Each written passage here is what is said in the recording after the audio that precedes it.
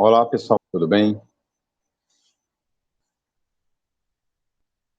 Hoje nós vamos falar de um grupo de micro-organismos que acometem bastante alguns indivíduos quando esses estão hospitalizados, quando estão em internação prolongada, ou com o uso de antibioterapia prolongada, né? Ou se tratar de um grupo de micro-organismos que tem uma diferença significativa de outras bactérias, como no caso das enterobactérias, que é o perfil de sensibilidade dela, já é um pouco mais resistente, diferenciado do que as enterobactérias de um modo geral, né? Hoje vamos falar dos bacilos gram-negativos não fermentadores de glicose, sobretudo o gênero Pseudomonas aeruginosa, que é o mais prevalente desses micro-organismos, tá certo? Isso é entre outros que nós vamos citar, certo? Então, falando um pouco de forma generalizada sobre esses micro-organismos relacionados aos não fermentadores de glicose, é que eles são micro-organismos aeróbios estritos, ou seja, só sobrevivem praticamente na presença de oxigênio. São bacilos retos ou levemente curvos, dependendo da espécie bacteriana que você está encontrando. Como vocês estão vendo essa imagem aqui, ao lado esquerdo são retos e um pouco à direita mais curtos e também curvos, não é verdade? Então, são cocobacilos gram-negativos também, também tem uns que são mais alongados, depende muito do gênero que a gente está trabalhando, né? Móveis com um ou mais flagelos polares, raros são imóveis, né? Muito raro você encontrar uma bactéria dessa imóvel, mas que existe, lógico, né? Podem também apresentar fímbrias, que são aquelas fibrilas, que são as piles, né, que podem servir como adesão dessa bactéria, aderência dessa bactéria, como um fator de virulência, né, a mucosa, e aqui são alguns da morfologia, algumas das morfologias que você pode observar nesse tipo de bactéria, né? Os cocobacilos, as mais curvas um pouco, né? Algumas pseudomonas, por exemplo, né? Cocobacilos, nós estamos observando aqui. Aqui são os flagelos polares, que vocês podem observar, e assim como as fímbrias que vocês estão observando aqui, que são encontradas em diversas espécies bacterianas, né? O comportamento e os meios de cultura, observamos bastante isso quando nós vimos meios de cultura, que as bactérias fermentadoras de lactose, fermentadoras de glicose, ela tem uma condição de fermentar a lactose em alguns meios de cultura, como, por exemplo, o Agar-McConkey, né? Então, você pode diferenciar, inclusive, as lactose positivas das lactose negativas, certo?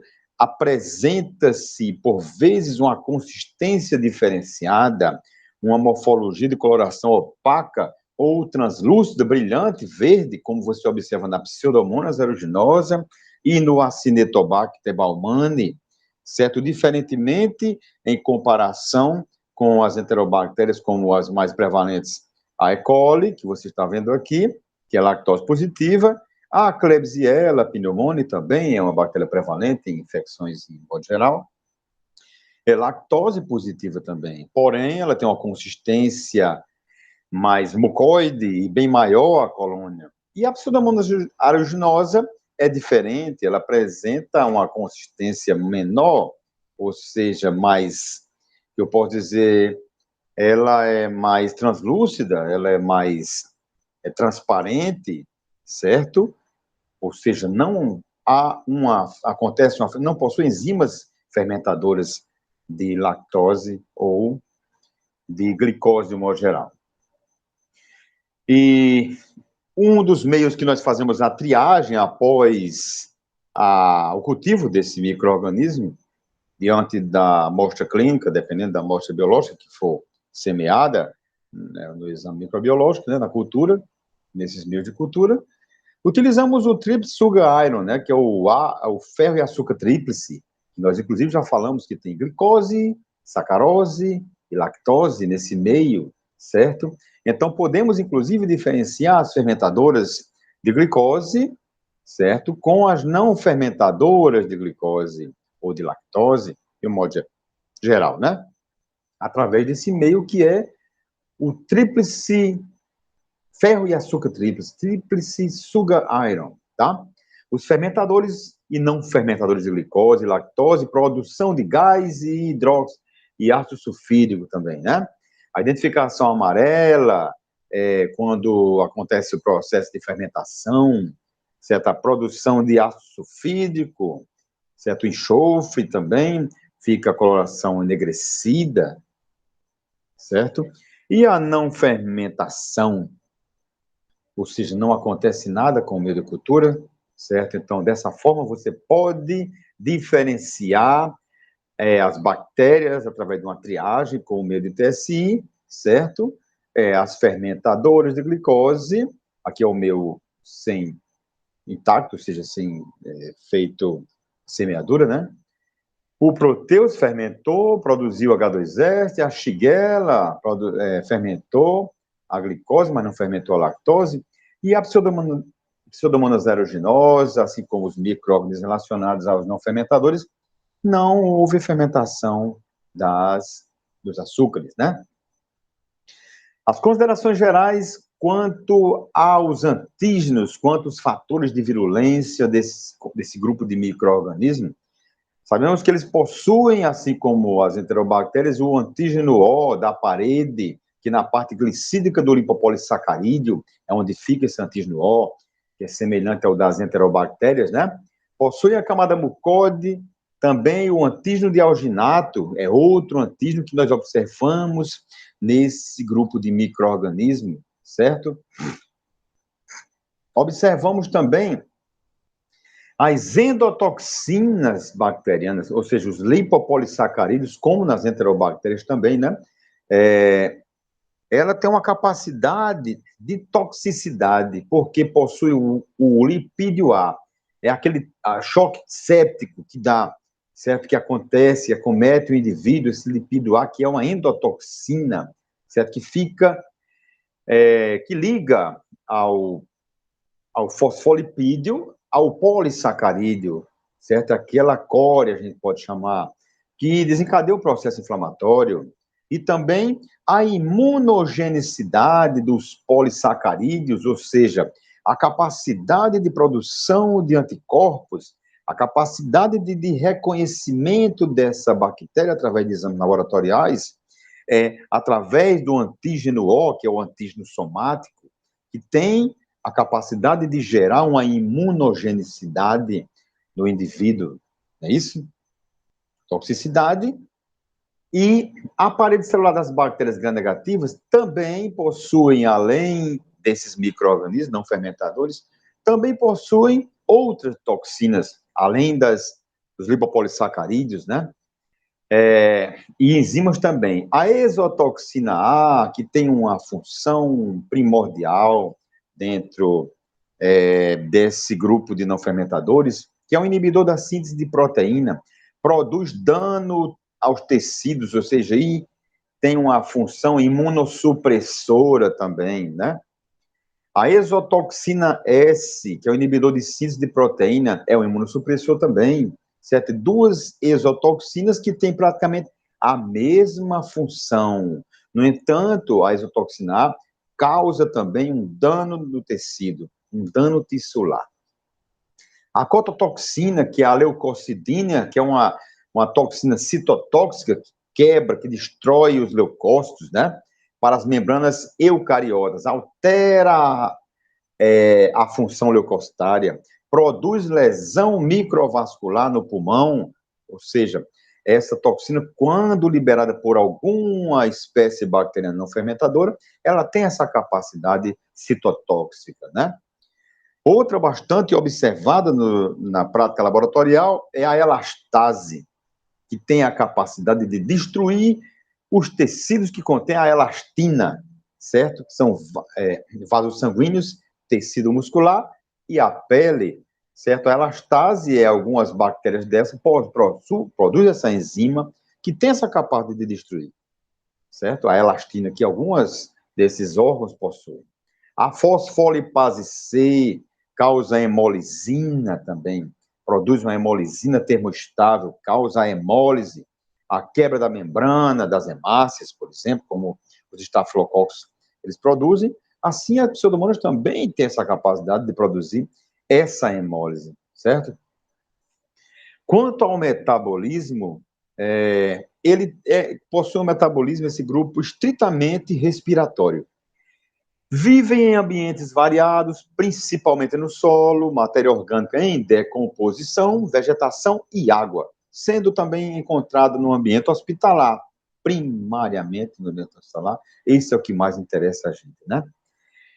Distribuída em muitos reservatórios, como alimentos, banheiros, pias, equipamentos de terapia, soluções desinfetantes, água destilada com microdiluentes, já que esses micro-organismos eles têm uma afinidade por ambientes úmidos. Então, poderemos encontrar desses tipos de reservatórios úmidos, né, como alimentos, banheiros, pias, equipamentos de terapia intensiva, outras soluções, de forma geral, com essas bactérias colonizando. Por isso, a importância do Serviço de Controle de Infecção Hospitalar para elucidação desses micro-organismos, dessas infecções, para também que faça a descolonização desse ambiente de forma adequada, né? São quimio-organotróficos, ou seja, têm a capacidade de sintetizar proteínas a partir do petróleo. O petróleo é um produto orgânico, certo? Então, eles têm a capacidade, a partir da utilização de algumas substâncias químicas existentes no petróleo, certo? Já que eles são quimio-organotróficos, não são seres autotróficos, eles utilizam de produto químico para gerar energia, certo? Para produzir essa energia e sintetizar as proteínas. Possui necessidades nutricionais mínimas para a sobrevivência, utilizando matéria orgânica, como você viu aqui, o petróleo, não só o petróleo, mas qualquer tipo de matéria orgânica, como fonte de carbono, nitrogênio e carboidrato. O petróleo tem tudo, é rico. Carboidrato, nitrogênio e carbono, né? Para o seu metabolismo é necessário esses três componentes principais. Então, é importante demais esses componentes para que eles gerem energia. São capazes de viver em inúmeros locais pela sua riqueza enzimática, como a oxidase, a catalase e as beta-lactamases, que nós vamos citar bastante sobre as beta-lactamases quando nós formos nos deparar com os antibiogramas, com a capacidade da bactéria se tornar resistente a algum tipo de antimicrobiano, observando lá no resultado do antibiograma, que é o teste de suscetibilidade aos antimicrobianos, não é isso? Porque nós a partir desse antibiograma, nós vamos observar a presença de algum tipo de beta-lactamase dessa. Quando você observa o perfil de resistência aos beta-lactâmicos, principalmente, né, produzido por essas bactérias, essas beta-lactamases, de AMP-C, que são as metalo-beta-lactamases, as beta-lactamases de espectro ampliado, que conseguem destruir antibióticos de segunda, terceira e quarta geração, e as carbapenemases, né, tanto as ISBL e as carbapenemases, são as superbactérias que, além dos beta-lactâmicos, têm capacidade de destruir até os carbapenêmicos, que são os antibióticos mais potentes utilizados na prática clínica, certo? A oxidase, observando essa enzima, todas as bactérias aeróbicas utilizam a cadeia de transporte de elétrons, mas nem todas as suas cadeias são idênticas. Tem algumas que possuem cadeias diferenciadas, né? Algumas bactérias têm citocromo-oxidase C, enquanto outras não possuem essa enzima citocromo-oxidase, certo? Então, a partir dessa produção dessa enzima citocromo-oxidase, A bactéria tem a capacidade de transferir, a partir dessa reação que acontece, quando ela libera essa citocromo-oxidase, transferir elétrons ao oxigênio, certo? Transferir alguns elétrons para o oxigênio, certo? Então, é uma capacidade oxidativa de quebrar de quebrar um átomo, uma molécula e transferir esses elétrons para o oxigênio. Tem alguns que têm a capacidade a gente chama de oxidase positiva, e tem outros que não têm a capacidade, que são as oxidases negativas, que não tem a enzima citocromo C oxidase, certo? Então, existem alguns testes laboratoriais que observamos essas reações, certo? As fitas de oxidase, quando essa bactéria possui a enzima citocromo oxidase, ela quebra essa molécula de essa molécula que tem oxigênio, certo? Que vão quebrar, essa enzima vai quebrar essa partícula de oxigênio. Então, modificando aqui a estrutura, a configuração, né? Isso apresentando uma coloração diferenciada quando essa reação é positiva, certo? Aqui uma reação negativa, reação positiva. Assim, quando a bactéria possui a enzima citocromo oxidase. Então, fica azul. E quando não possui a enzima, quando não acontece a reação, quando não há transferência de elétrons, então a reação é negativa.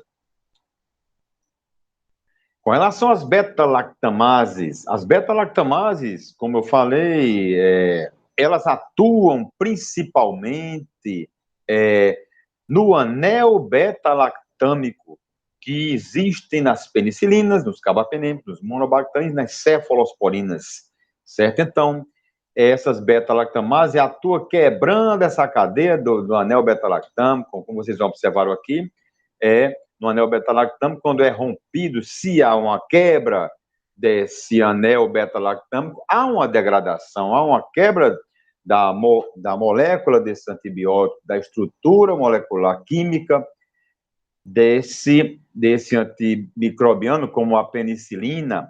Inicialmente, nós chamávamos as penicilinases, né? Que as penicilinases são beta-lactamases também, certo? Só que, aos poucos, essas bactérias vão produzindo em grande quantidade essas penicilinases, essas beta-lactamases, que destroem o anel beta-lactâmico, certo? E chegando a destruir, inclusive, as cefalosporinas. Quando quebra esse anel beta-lactâmico, destrói a cadeia da cefalosporina. Então, não atua, não há de forma significativa, bloqueia a ação desse antimicrobiano, certo? A mesma forma com os carbapenêmicos, com as carbapenemase, e da mesma forma também com os monobactães, no caso o Astreonam, certo? Os carbapenêmicos, a imipenem, meropenem, as cefalosporina de primeira, segunda, terceira e quarta gerações, não é isso? Muitas espécies produzem pigmentos, que inclusive é utilizado na prática laboratorial para diferenciar umas bactérias das outras, né? Essa pigmentação, principalmente pelo gênero Pseudomonas, ela produz tanto a piocianina, pioverdina, piorubina e piomelanina, dependendo da espécie bacteriana, subespécie bacteriana, porque a gente observa também que a Pseudomonas aeruginosa tem essa capacidade de produzir tanto a piocianina quanto a pioverdina, ou nenhuma ou uma delas, tá? Que vai facilitar, inclusive, o diagnóstico, né? Aqui mais uma imagem mostrando a piomelanina, sua cor marrom, certo? Outra coisa, pigmento azulado, fluorescente, a piocianina, ou amarelado também, você observa dessa forma. Pigmento fluorescente da pioverdina e a piorubina. A piorubina é bastante rara de se observar nesse micro-organismo. As mais prevalentes produzem mais a piocianina e a pioverdina, no caso a Pseudomonas aeruginosa, como vocês estão vendo aqui nessas placas de cultura. São amplamente distribuídos na natureza. Vivem em ambientes variados, principalmente no solo, matéria orgânica em decomposição. Tudo isso nós já falamos, né? O mais importante é a gente rever sobre as que são encontradas no ambiente hospitalar. Por que no ambiente hospitalar? Porque algumas dessas espécies são patogênicas, certo? Porém, encontra uma condição de oportunidade, por isso que nós chamamos de micro-organismos oportunistas, que têm a capacidade de causar infecções hospitalares, certo? E aquela coisa, a antibioterapia prolongada vai facilitar a instalação desses micro-organismos, já que ele tem um perfil diferenciado das outras bactérias. Eles já são resistentes, intrinsecamente resistentes a múltiplos antibióticos, naturalmente resistentes. Né? Com relação agora ao principal membro desses não fermentadores de glicose, no caso a Pseudomonas aeruginosa, que vamos falar agora, certo? É o mais importante membro, o mais prevalente em todas as infecções hospitalares, principalmente na infecção do trato respiratório inferior, certo? Infecções urinárias, quando o paciente é submetido a cateterização vesical também, né? Os fatores de virulência observados na Pseudomonas aeruginosa é o polissacárido capsular, nós já observamos isso, inclusive, nas enterobactérias, e no grupo dos não fermentadores, que foi citado ao longo dessa exposição. Fíbrias com adesina, semelhante à dos gonococos e outras bactérias, como a Escherichia coli, né? Observamos bastante isso aí, certo? Possuem essas fímbrias, que são filamentos de proteína que se projetam da célula, envolvidos também na conjugação bacteriana ou permitem a adesão à superfície das células epiteliais do hospedeiro durante uma infecção, tá certo? Por que eu falo envolvido na conjugação bacteriana? Porque nós sabemos que existem dois tipos de fímbrias, as fímbrias sexuais e as fímbrias comuns, são as pilis. As comuns são aquelas que participam da adesão da aderência dessa bactéria às mucosas.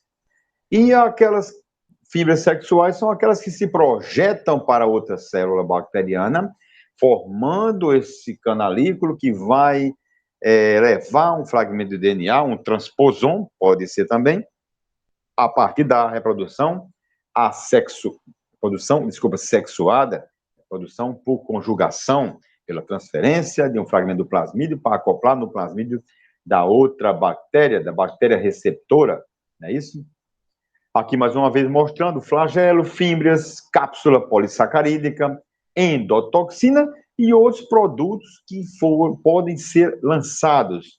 Tanto exotoxinas, como nós observamos, as exotoxina A, exotoxina B, como outros produtos, como as proteases, que são enzimas que têm capacidade de quebrar, de romper a cadeia das proteínas, quanto o DNA também. A fosfolipase C, que tem a capacidade de quebrar a parede formada por lipídios, quebrar a cadeia de lipídios, a hemolisina, a toxina A também, são outros produtos tóxicos que podem ser produzidos por essa bactéria, a Pseudomonas aeruginosa. A exotoxina A, como eu falei, falamos da endotoxina e estamos falando agora da exotoxina.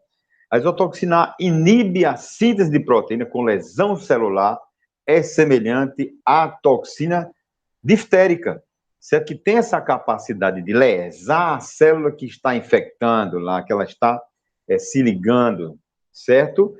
Já a exotoxina S não tem a capacidade de lesar a célula, de quebrar a célula, mas inibe a síntese de proteínas, tá certo? Outras enzimas, como a neuraminidase, auxilia a adesão da bactéria, certo? A neuraminidase destruindo o muco. Se ela destrói o muco, ela vai facilitar a adesão, a aderência dessa bactéria à mucosa, tá certo? A partir das fibras também, né? A fosfolipase C, a lise de membranas plasmáticas, e a elastase, que é uma enzima também produzida pela Pseudomonas aeruginosa, cliva os inibidores de proteases leucocitárias, tá certo? A leucocidina é uma toxina leucotóxica que vai romper, vai quebrar, vai destruir as células, principalmente os leucócitos. A piocianina é uma substância que é liberada por algumas bactérias, como a Pseudomonas aeruginosa, assim como a pioverdina, piomelanina, piocianina, certo? Inibidora dos movimentos ciliares que existentes na mucosa, a gente sabe que tem cílios, certo? Então, vai inibir os movimentos ciliares.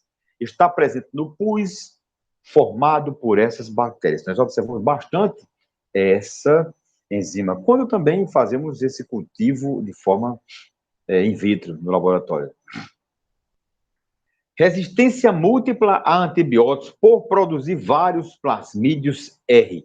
Isso aí, ela tem uma resistência múltipla, como eu falei, intrínseca, natural já, mas também que tem uma capacidade enorme de desenvolver, de produzir as beta-lactamases, as carbapenemases, que tem a capacidade de destruir vários antibióticos através da resistência bacteriana a esses antibióticos. Essa bactéria é ubíqua, ou seja, pode ser encontrada em vários tipos de ambiente, como nós falamos, né? Desde que tenha aquela umidade, aquela temperatura ideal para que possa desenvolver, certo?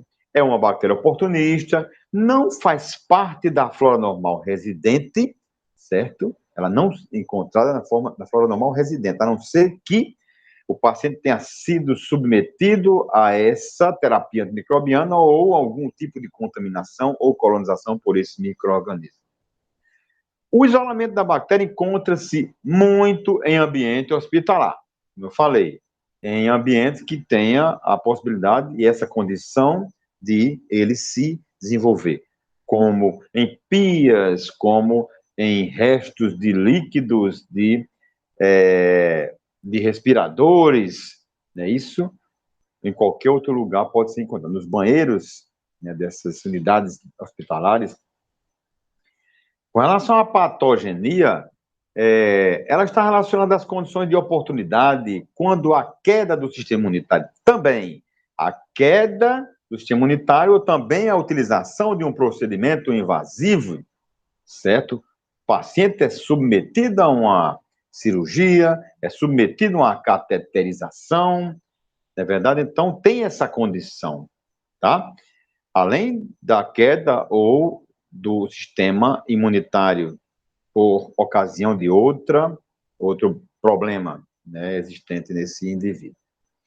Infecções pulmonares, fibrose cística, imunodeficiência com produção de muco. A gente sabe que a fibrose cística tem uma deficiência imunológica, certo? É produzida pela Pseudomonas aeruginosa, certo? Então, leva a uma maior suscetibilidade da mucosa à infecção. Se existe essa imunodeficiência, se existe uma condição de uma grande produção de muco, vai favorecer um ambiente mais ainda propício para desenvolver esse micro-organismo, certo? A Pseudomonas aeruginosa, ela está envolvida, assim como a Bucodéria cepacia, como a Stenotrophomonas maltophilia, envolvida bastante nesse processo de infecção pulmonar, principalmente no trato respiratório inferior, causando a fibrose cística. Observamos aqui o pulmão, certo? Com acúmulo de muco em determinada região aqui, acúmulo de muco nessa determinada região, aqui, vocês estão vendo aqui, certo? Então, esse acúmulo desse muco vai favorecer a instalação e a colonização desse micro-organismo, certo? Observamos aqui a produção de muco, grande quantidade de muco, certo? O paciente fica broncoaspirando demais, certo? Ou seja, com os brônquios congestionados, certo? Então, isso vai facilitar a instalação desse micro-organismo, causando uma infecção pulmonar, certo? A partir da fibrose cística. Aqui, mais uma vez, mostrando e demonstrando como acontece. Aqui mostrando uma via aérea normal, ela limpa uma pequena camada de muco, que recobre a parte da via aérea, da parede dessa via aérea, certo? Os bronquíolos, bronquíolos, até que chegar aos alvéolos, né? Aqui à direita, nós mostramos aqui as vias aéreas dilatadas, não é isso? As vias aéreas dilatadas. E uma camada de muco denso e pegajoso, observamos aqui, aumentada, bastante comprometida, ou seja, a luz dessa via aérea está comprometida, está obstruída. E observamos, após a instalação desses micro-organismos, a produção de infecção bacteriana, produção de vestígios, observação de vestígios de sangue também, certo? E aqui são as vias aéreas afetadas pela fibrose cística, certo?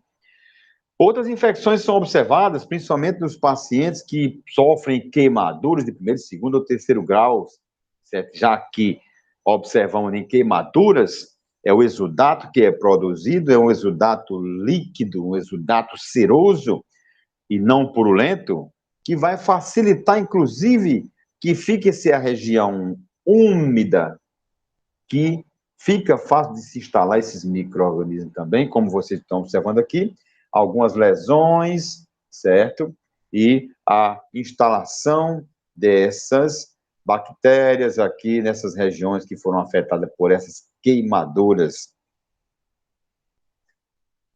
Outras infecções também ela pode causar, inclusive é bastante observada, infecções de ouvido, porque quando se fazem mergulhos, banhos, de forma que, sem cuidados, entra, às vezes chama de água no ouvido, e essa água pode proporcionar um ambiente à infecção por Pseudomonas aeruginosa, certo? Assim como infecções oculares, endocardites, bacteremias, infecções de vias urinárias, tudo é passível de acontecer por todos os tipos de micro-organismos, principalmente por esses que têm uma questão importante, a oportunidade, ou seja, eles necessitam dessa oportunidade, ou seja, são micro-organismos oportunistas, certo? E para fechar, eu vou citar mais alguns grupos de micro-organismos, mais algumas espécies, além da Pseudomonas aeruginosa, que também são bastante isolados, certo? No caso da Bucodéria cepacia, também tem, epidemiologicamente, a gente pode compará-la à Pseudomonas aeruginosa, porém ela é menos virulenta. E tem uma observação que eu posso fazer aqui, importante, é que a Bucodéria cepacia, não todos os antibióticos têm a capacidade de combatê-la. Tem em torno de 4 a 5 mil antibióticos apenas, tá? Assim como a Bucodéria pseudomallei, que é um saprófita, a epidemiologia ubíqua, pode ser encontrada em qualquer lugar, né? É responsável por mielidose, que é uma infecção supurativa aguda, ou infecção pulmonar crônica, que é rara no Brasil, encontrada, é mais prevalente lá no sudeste asiático, certo? Quem quiser assistir aquele filme, vou até dar uma dica aqui, A 5 Passos de Você, ele trata bastante dessa infecção da fibrose cística, certo? Produzida pela Bucodéria cepacia, certo? É uma infecção bastante grave, difícil de tratamento, e o filme é perfeito, maravilhoso, romântico, drama e romântico, é um drama envolvendo romance também, que trata exatamente desse problema causado pela Bucodéria cepacia, que é a fibrose cística. A 5 Passos de Você. Recomendo. Stenotrofomonas maltophilia, ela é muito oportunista e também resistente à antibioterapia, assim como a Bucodéria cepacia. É responsável por infecções hospitalares, na maioria delas, e são caracterizadas por bacteremia, pneumonia, meningite e infecções do trato urinário. Quer dizer, em vários órgãos ela também pode acometer, pode causar infecções. Outra bactéria que nós consideramos bactéria emergente é o Acinetobacter baumannii, o Acinetobacter calcoaceticus, né? Que é uma flora normal da orofaringe, porém é oportunista e pode causar infecções das vias aéreas, urinárias, feridas, por sepsemias, infecções de forma em geral, certo? Por ela ser fácil de colonizar, certo? E difícil também de tratar. Esses micro-organismos não fermentadores de glicose têm essa particularidade de ser já resistente a múltiplos antibióticos, certo? Então, por isso essa dificuldade de se tratar, né? A Moraxella catarrhalis também é uma bactéria importante, né? Participa da flora normal e das vias superiores e causa bronquite, broncopneumonias em idosos e indivíduos com doença pulmonar crônica, já que ela faz parte da flora normal do trato respiratório superior, fica bem mais fácil dela, por uma questão de oportunidade, se instalar, né? Isso a partir de uma bronquite, a partir de uma inflamação, uma queda da imunidade, e se instalar nos brônquios ou no pulmão, ok? E aqui é só para mostrar a prevalência do Acinetobacter baumannii, que eu falo sempre que é uma bactéria emergente. Observamos essas regiões em vermelho, que isso aqui, alguns anos atrás, hoje já deve ter aumentado, inclusive na África, na Ásia, na região da América Central ou também da América do Sul. Essa prevalência deve ter aumentado, não é isso? Basicamente é isso que eu quero falar sobre Pseudomonas aeruginosa e bactérias não fermentadoras de glicose, certo? E fechamos hoje com essa imagem mostrando alguns desses micro-organismos e a capacidade de produzir essa pigmentação, que é, inclusive, fácil de identificar ela nos meios de cultura no laboratório. É isso, pois obrigado pela atenção e até a próxima.